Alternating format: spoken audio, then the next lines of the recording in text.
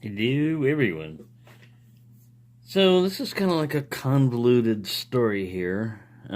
What it basically is going to get around to is I ordered a zero-bitted cylinder, and I've never, done that before.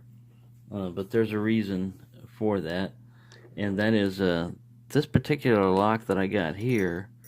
I ordered off of eBay, and it had no key and it was closed. But I wanted, it was an 8355, and it was a pretty good price for it.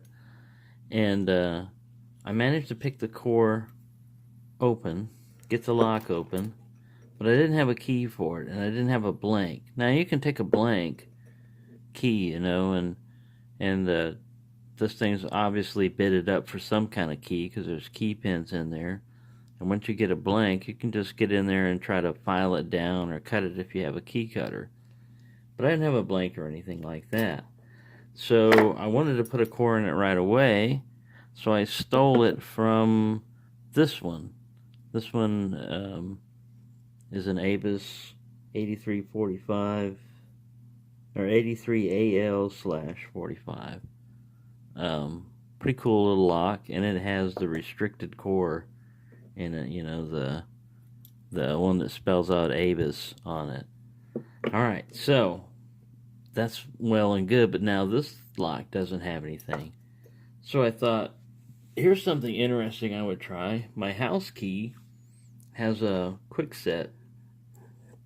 It's a quick set type of house key, and you can order these, with a quick set, Schlage, almost any kind of like keyway that you want. And I went ahead and ordered a quick set with the thought of perhaps keying it as the same key as my house key. But for the purpose of this video, see, this is what it looks like, a blank key, and it has the quick set key bow on it. For the purpose of this video, I'm going to use a Mountain Security, which has okay bidding, nothing to write home about. But I'm going to key it up to that, because then I can show it on video and everything, and I won't be giving away my house key, bidding.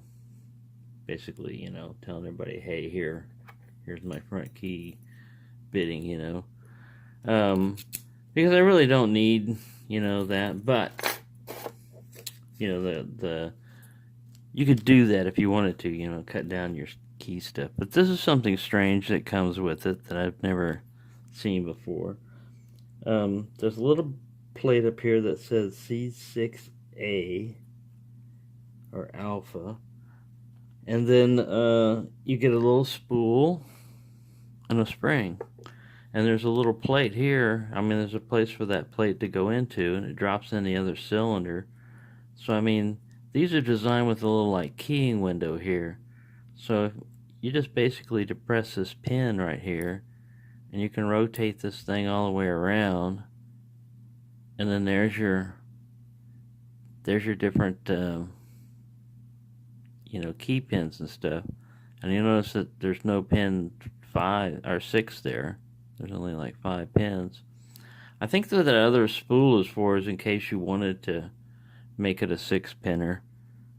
But then basically you take this key out, you put the other key that you want to, that you've already got pre-cut or whatever in there, and then you just drop the drivers in.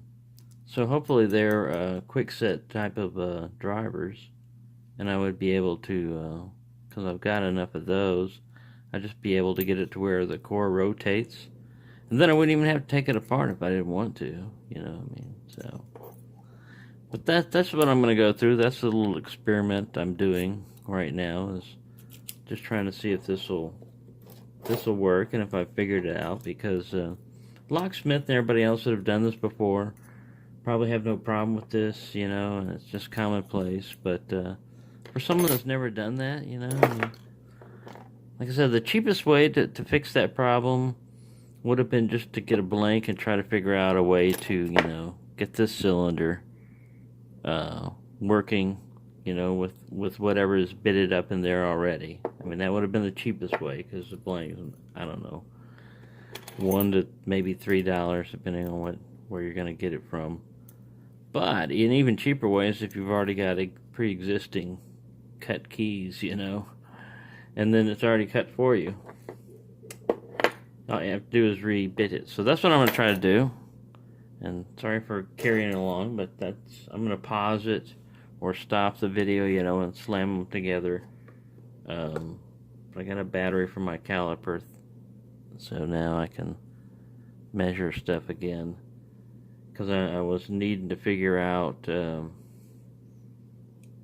pin sizes, you know, the thickness of them. I'm going to be able to find out if I can just drop them in there if they work. But right, enough rambling. Alright, so this is what I came up with. I got my little calipers out, and the pins that came in with them, the zero cut or whatever, number one on this bitting that I've got on this key, it happened to be marked on it. I mean, but even if it wasn't, I mean, that just helps to tell me, you know, what they are if I had a bin. But all I've got is a big tray of pins. I got them in a little Ziploc bag. They're not really numbered, so I took my calipers out and I said, all right, I've got a 1, 4, 4, 3, 4. Well, that makes it real easy. You just got to find 3 of them that are the same. One is already, you know, the one that's in there. And so that's what I did, basically. I measured, and I drop them in here in this window type thing and see if it looked good or not, you know. Basically coming up flush. And then for the purpose of this, I measured it, you know, I wrote it down. These are in inches. And then the moment of truth, I turned the key back up, and I went to turn it, and I tried to turn it counterclockwise, forgetting that there's this limiter there. And I went, oh shit, I messed something up. Well, it works one way, and I go, oh yeah, that's right. It's supposed to only work one way. So then you pull the key out and see if it works. Goes back in, it does. And that's the quick way. I left the extra, you know, spool and everything out because I'm not going to make it into a 6-pin lock. And then all I've got to do is drop it in here and tighten the screw down, and I've got a functioning, you know, padlock. Put it in like this. I don't think I've got this thing as key retaining right now. And it's sticking up, so I'm doing something wrong, but I'll fix that. I'll turn it with a screwdriver. But there you go. That's kind of like a quick and easy way of fixing that problem that I had right there. Trying to make a little short little video, and fairly short for me. And where is this? Gotta get the cat over here to come and approve. Yes, he's looking at it. He's wondering about that. Why isn't that in there? Yes, I know. Now he's gonna sit on it. Cats usually get in your way and sit on whatever you're working on. Alright, so there you go. That's one way to do it. That's basically the keying window, and that way I didn't have to cut, you know, or file anything. And if I wanted to change the depth of this, you know, like these are pretty flat. If I wanted to make one of them, you know, a lot deeper, you know, to protect those other ones down there, all I have to do is just file on this existing key. It already shows me the notches. Sorry, that was all out of frame. But, you know, you can make it sharper if you want. But I just wanted it, you know, to be basically to work with an existing key, because it came 0-bitted, like I said. So there you go. I hope everyone kind of enjoyed that. I enjoyed the success of doing that, at least, because I've never done it before. And it's not real difficult, but you do have to you know, have a variety of pins yourself already, and it helps if you already know the bitting on it, you know, the code. But if you don't, you can get one of those little slide things, those gap things that read it, or you can just use a pair of calipers. Pair of calipers work very well, and you just you don't really need all that other stuff. You just get a bunch of different pins and you drop them in until somebody fits. That's the way I did it. So thank you for watching, and happy picking, everyone. Oh, and one final thing, I wanted to show it all back together and working, because I didn't do that. But there's the non-key retaining, but that's all right.